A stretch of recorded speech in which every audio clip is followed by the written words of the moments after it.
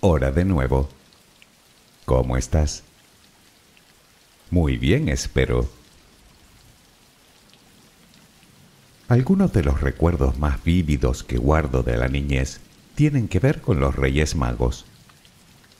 Por aquella época, en mi casa y en general por estos lares, Santa Claus no era más que un simple personaje navideño, por decirlo así. Sin duda, los protagonistas indiscutibles eran sus majestades, los Reyes Magos de Oriente. Madre mía, qué nervios. Cada 5 de enero íbamos a las cabalgatas para verlos pasar en sus camellos, tan solemnes, con aquellos ropajes, cargados de regalos, y con un carrito al final lleno de carbón, para los niños que se habían portado menos bien, digamos. Es que, según me contaban, ellos lo veían todo por un misterioso agujerito, por lo que sabían si te habías portado bien o no. Algo así como una especie de gran hermano, más o menos. Pero bueno, esa noche no dormía. Era demasiada la emoción.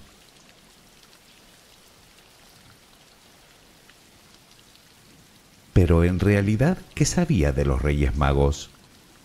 Bueno, de ellos sabía varias cosas, que eran 3, Melchor, Gaspar y Baltasar, que llegaron a Belén desde Oriente guiados por una estrella para regalar a Jesús recién nacido oro, incienso y mirra.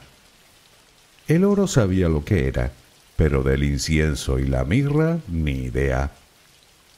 Lo que sí tenía meridianamente claro es que en la madrugada del 6 de enero esos mismos hombres venían casa por casa dejando regalos. El cómo lograban hacerlo era fácil de entender. Al fin y al cabo, ¿no son magos?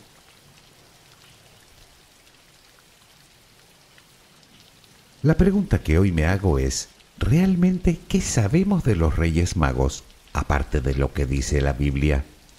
¿Quiénes eran? ¿Cuántos eran? ¿Eran reyes? ¿De dónde venían? ¿Qué vieron en el cielo? ¿Por qué esos 3 regalos concretamente? Y una pregunta más, ¿existieron realmente? Si me dejas acompañarte mientras te duermes, hablaremos de todo esto. Relajemos primero cuerpo y mente. Busca la posición que te resulte más cómoda para dormir, con la que te sientas más a gusto. Recuerda que siempre puedes colocarte boca arriba, con los brazos a los costados y con las piernas ligeramente separadas. Cierra los ojos si aún no lo has hecho. Intenta que los párpados estén lo más relajados posible. Toma aire profundamente por la nariz.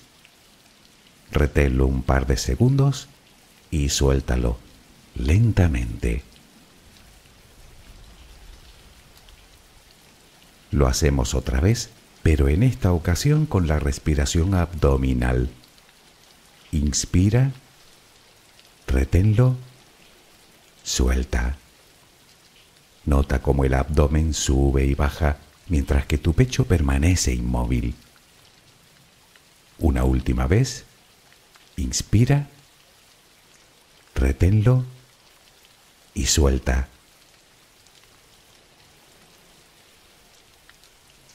Ahora intenta visualizar el aire que inhalas como si fuera luz. Con cada inspiración entra un poco de luz en tu interior y con cada exhalación sale todo lo que intoxica tu vida, todo lo que contamina tu mente y tu espíritu.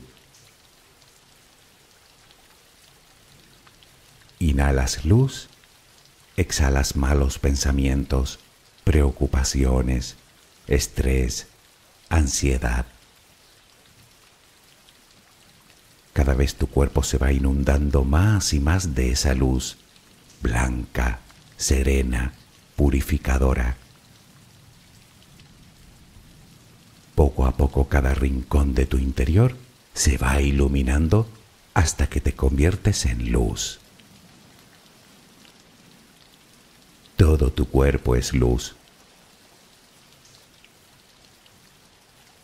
Continúa respirando normalmente, sin forzarlo, a tu propio ritmo. Inhalas luz, exhalas luz.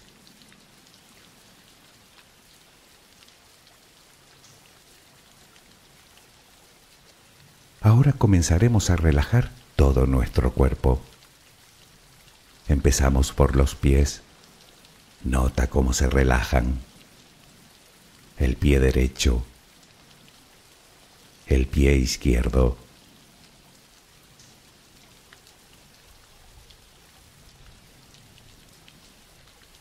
Centra tu atención ahora en las piernas. Siente su peso. Tobillos, pantorrillas, muslos. Nota cómo se relajan. Pierna derecha, pierna izquierda. Ambas quedan completamente relajadas.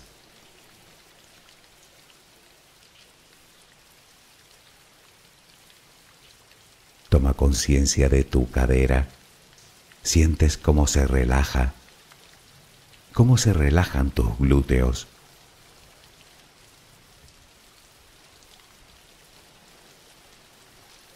Piensa ahora en tu abdomen, que sigue balanceándose con cada respiración. Nota cómo se relaja también.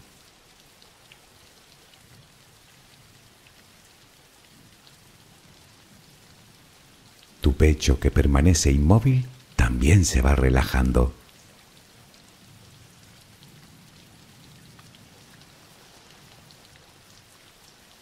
Siente ahora tu espalda. Sientes que cada vez pesa más y más. Desde la cadera hasta el cuello, todos los músculos de la espalda quedan completamente relajados. Notas como ya no hay tensión en ella.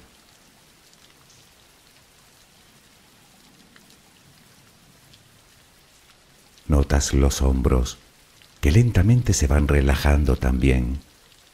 Nota cómo caen.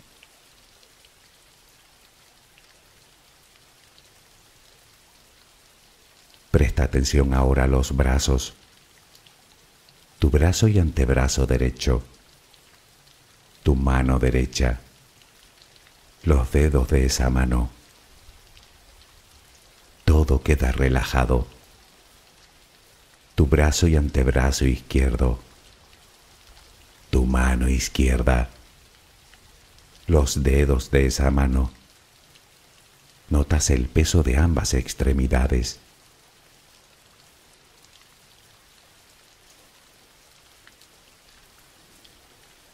Dirigimos ahora nuestra atención al cuello. Visualízalo. Notas cómo los músculos se van relajando también.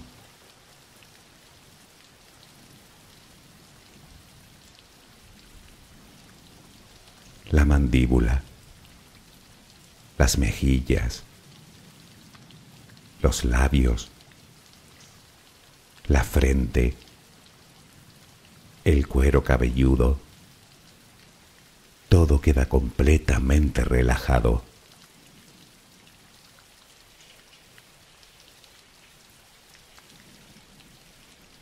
Sigue respirando, lenta y serenamente. Con cada respiración sientes como tu cuerpo se va relajando más y más.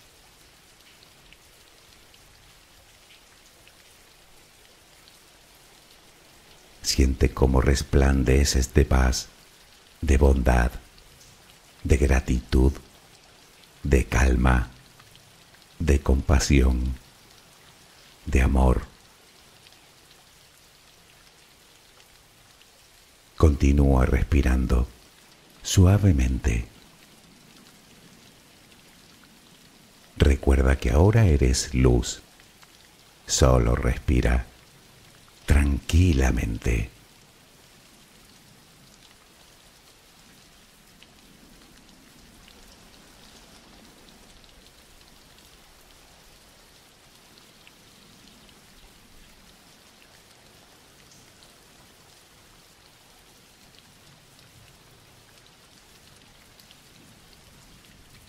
Hace un par de años, por estas mismas fechas hablábamos de la Navidad y de sus orígenes. Entonces pudimos constatar dos cosas. La primera, que históricamente no tenemos evidencias ni datos precisos de cuándo, dónde y cómo nació Jesús.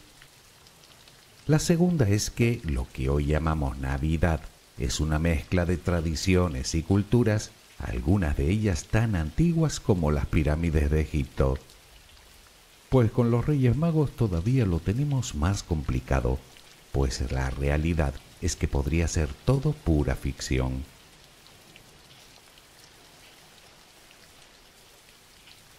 Pero empecemos por el principio, es decir, por lo que cuentan los evangelios.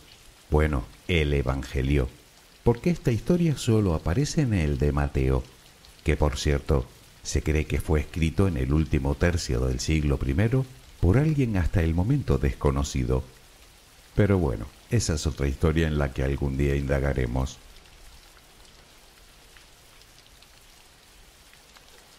Según cuenta la leyenda, unos magos llegaron a Jerusalén desde Oriente siguiendo una estrella. Una vez allí se dirigen al que por entonces era el rey de Judea, Herodes el Grande, para preguntarle por el nuevo rey que había nacido. Herodes, después de consultar con sabios y eruditos del templo, conocedores de las distintas profecías, declara a los forasteros que el nacimiento ha tenido lugar en Belén. Pero antes de dejarlos marchar, les pide que una vez que conozcan el paradero exacto del Mesías, vuelvan para informarle y así poder ir él a adorarlo también. Sin embargo, las intenciones de Herodes eran bien distintas. Para él, el niño era una amenaza, pues llevaba siendo rey indiscutible de Judea los últimos 30 años y no iba a permitir que nadie usurpara su trono.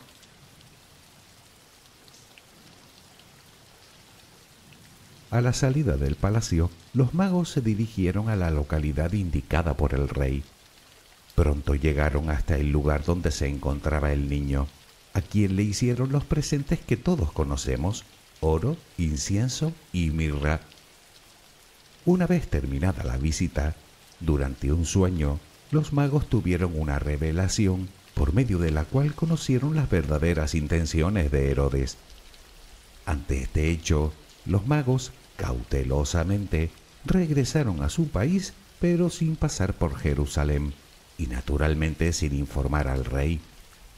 Este, preso de furia, ordenó matar a todos los niños menores de 2 años, en lo que pasó a llamarse la matanza de los inocentes, motivo por el cual se cuenta que los padres de Jesús se vieron obligados a huir a Egipto.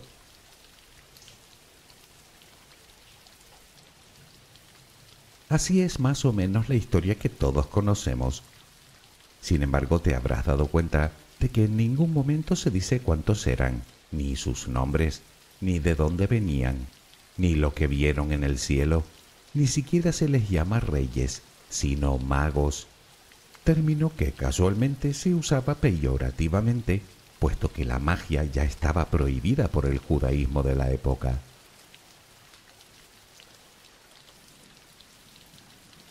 Pero vayamos por partes. Según la leyenda, los magos llegaron a Belén siguiendo una estrella. Entonces, ¿por qué preguntaron a Herodes? ¿No tenían ya su guía? En cualquier caso, ahí no está el mayor de los problemas, sino en el cuándo, que tampoco lo sabemos.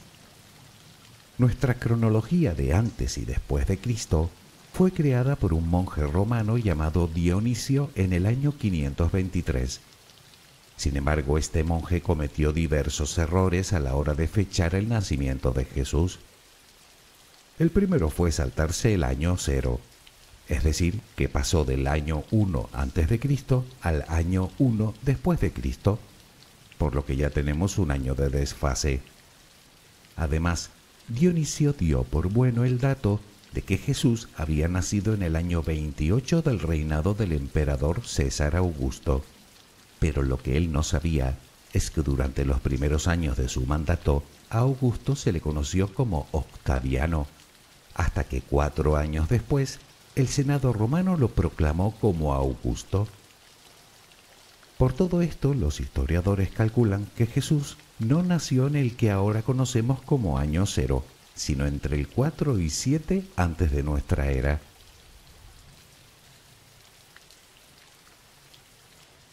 Pero sigamos. Si Herodes se guió por las indicaciones de los magos para matar a todos los niños menores de 2 años, es obvio que Jesús hacía como mínimo varios meses que había nacido. Lo que nos lleva a preguntarnos qué hacía la familia de Jesús en Belén meses después del nacimiento, cuando se supone que residían en Nazaret. Todo esto hace suponer no solo que los Reyes Magos no estaban presentes la noche del nacimiento, sino que cuando llegaron el niño tendría ya entre varios meses y cerca de 2 años de edad. No obstante, y esto es importante destacarlo, no existe ningún escrito de la época que mencione el asesinato en masa de niños por toda Judea, ni el más mínimo indicio arqueológico. De haber sido cierta la historia, es más que probable que alguien contemporáneo hubiera narrado tal atrocidad, empezando por los propios romanos, que eran cronistas empedernidos.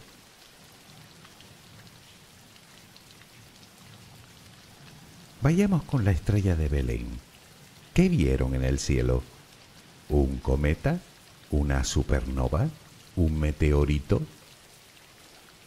El llamado protoevangelio de Santiago, un evangelio apócrifo escrito hacia el 150 de nuestra era y centrado, entre otras cosas, en el nacimiento de Jesús, menciona una conversación entre Herodes y los Reyes Magos, durante la cual Herodes les pregunta sobre la estrella que siguieron. Ellos contestan diciendo: una estrella indescriptiblemente grande apareció de entre estas estrellas y las deslumbró de tal manera que ya no lucían. Y así supimos que un rey había nacido en Israel. ¿Nos podría dar esto alguna pista?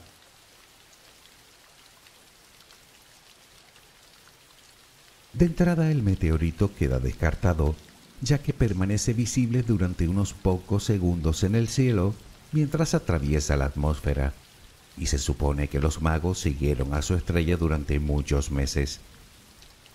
¿Podría haber sido entonces un cometa? Pues aunque este fenómeno astronómico sí que dura mucho más, el más cercano registrado a esa época fue el cometa Halley, pero pasó cerca de la Tierra en el año 12 antes de nuestra era, es decir, varios años antes del nacimiento, por lo que también queda eliminado de la ecuación.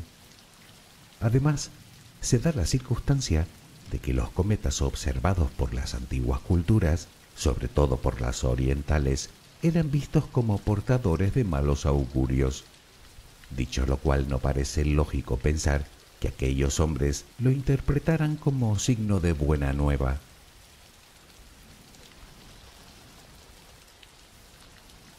Y una supernova.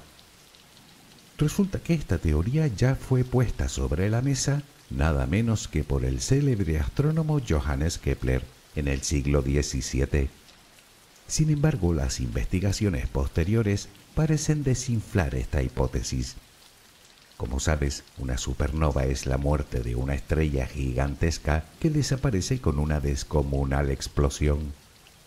Es cierto que se trata de un evento que podría durar semanas o incluso meses. Comenzaría con una luz muy brillante que, dependiendo de la distancia, podría verse hasta de día, y que poco a poco se iría desvaneciendo hasta desaparecer por completo. En su lugar solo veríamos una estrella más. El problema es que hoy en día deberíamos poder detectar parte de la radiación electromagnética emitida entonces, que pudiera dar prueba de ello, y no la encontramos por ningún lado. Además, para ser un fenómeno celeste tan importante que podemos ver incluso de día, resulta cuando menos raro que ninguna cultura de la época se hiciera eco de ella.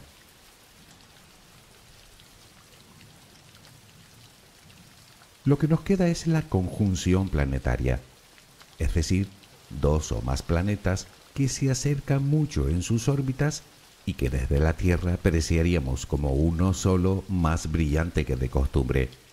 Y de esas sí que hubo bastantes.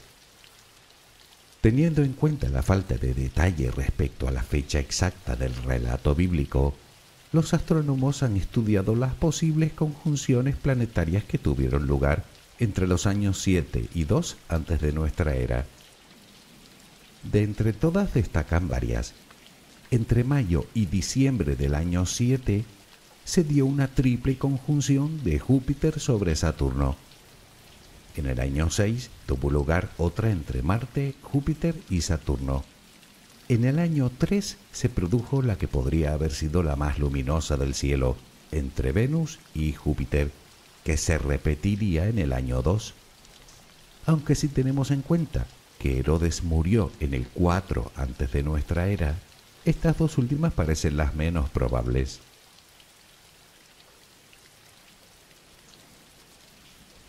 ¿Sería la estrella de Belén una conjunción planetaria? Bueno, difícil de decir. Está claro que los fenómenos celestes existieron, pues han sido corroborados por la ciencia moderna. Otra cosa es afirmar tajantemente que la estrella que siguieron los magos era el producto de alguna de estas conjunciones. Simplemente no hay forma de saberlo.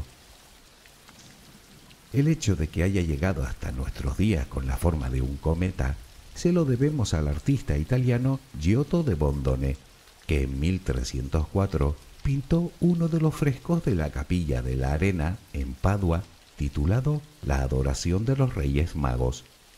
En él representa la escena del nacimiento con un cometa sobre el pesebre, aunque parece ser que lo pudo haber pintado así, influenciado por el cometa Halley, que había pasado 3 años antes.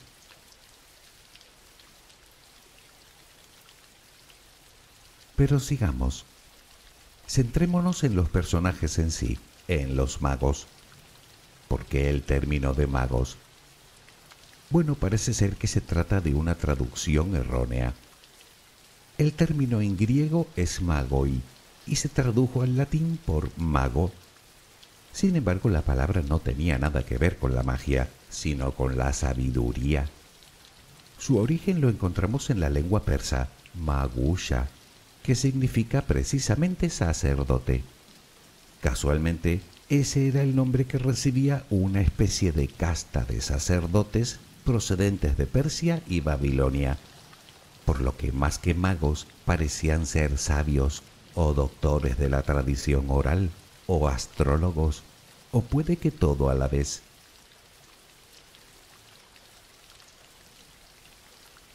Pero entonces, ¿de dónde sacamos que eran reyes? Bueno, esa parte de la historia aparece en el siglo III de nuestra era.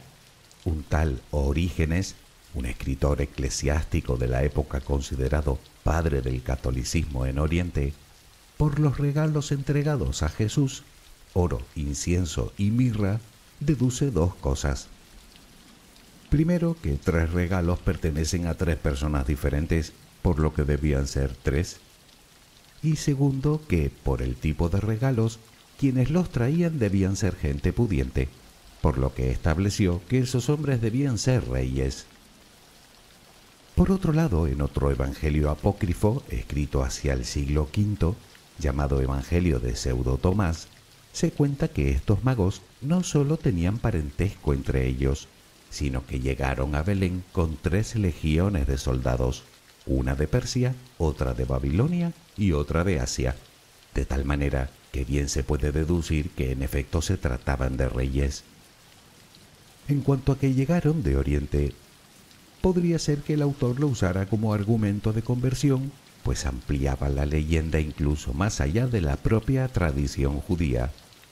Y es que parece ser que en el momento en el que se escribió el Evangelio de Mateo, se estaban produciendo más conversiones de paganos que de propios judíos, por lo que el argumento podría haber sido: si los que vienen de lejos se convierten, ¿a qué estás esperando para convertirte tú? Sea como fuere, en el siglo V, el Papa León I establece ese número, el 3, para toda la cristiandad. Número, por cierto, que difiere de la tradición, tanto de la Iglesia Ortodoxa de Armenia como de la de Siria, que aseguran que eran 12, tal vez en alusión a las 12 tribus de Israel.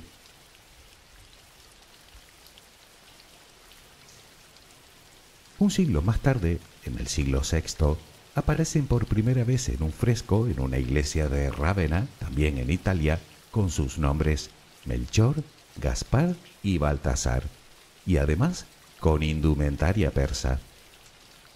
¿Significa esto que venían de Persia? Podría ser, aunque es un dato que está poco claro. Aparecen ataviados con ropajes persas. Sin embargo, no eran los persas los que mejor conocimiento tenían del cielo, sino los babilonios, cuya tradición astronómica se remonta varios siglos antes de nuestra era. Parece ser que un fenómeno astronómico de cierta envergadura hubiese sido mucho más importante para estos últimos que para los persas, para los cuales un acontecimiento celeste de esta índole no hubiera tenido mayor importancia. Tampoco podemos pasar por alto que el imperio babilonio había invadido Jerusalén en el siglo VI a.C., llevándose gran cantidad de judíos como prisioneros, por lo que algunas teorías afirman que los Reyes Magos podrían haber sido la representación del antiguo interés de aquellos judíos en la llegada de un Mesías que los liberara del yugo babilonio. Sin embargo, eran precisamente los sacerdotes persas los que ofrecían a su Dios los regalos mencionados: oro, incienso y mirra. Es como si de alguna manera, a propósito o no, se mezclaran ambas civilizaciones.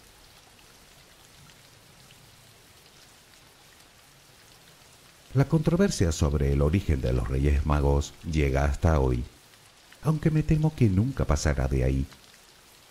Lo que sí parece claro es que esta historia, tal y como la conocemos, está plagada de simbolismo, empezando por los 3 regalos, de los que aún no hemos hablado. El oro fue entregado por Baltasar, que representa la autoridad y la soberanía, es decir, el regalo que se le hace a un rey. Gaspar entregó el incienso, que como sabes es un preparado de resinas aromáticas, usado, al menos en aquella época, exclusivamente con fines religiosos, por lo que el incienso es el regalo que se le hace a un dios. Melchor fue el encargado de regalar la mirra. La mirra es una resina aromática que se extrae de un árbol y que se utilizaba sobre todo para embalsamar, lo que representa de alguna manera la humanidad de Jesús.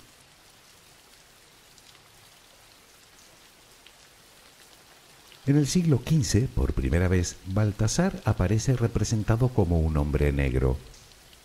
Y es que los 3 Reyes Magos ya no solo representaban las 3 razas conocidas durante la Edad Media, sino las 3 edades del hombre. Me explico. A Melchor se le representa como un anciano europeo de larga barba blanca, a Gaspar como un hombre asiático de mediana edad y con barba pelirroja, y a Baltasar como un joven africano. De esta manera, en la historia quedaban representados todos los hombres de los 3 continentes conocidos en aquel momento: Europa, Asia y África.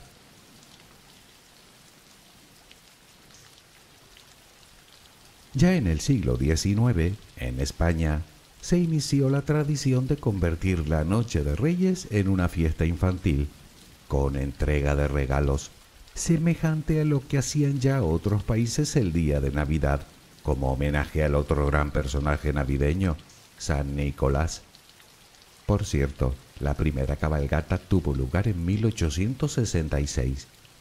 Y bueno, el resto de la historia ya la conoces, porque no ha variado mucho desde hace un siglo y medio.